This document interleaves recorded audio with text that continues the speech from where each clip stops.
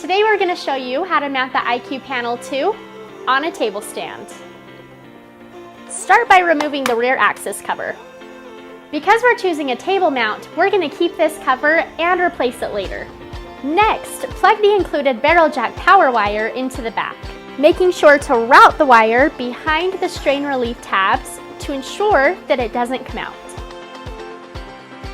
Replace the rear access cover by pressing down until you hear a click. Snap the included table stand into the slots in the back, using firm pressure until you hear a click.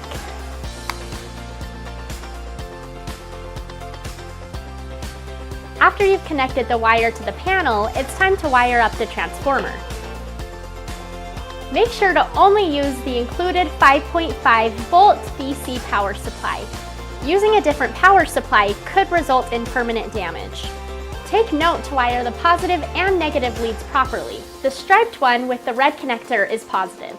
Remove the existing screw from the outlet cover. Insert the power supply into the retainer bracket. Use the provided zip tie to secure the power supply to the retainer bracket.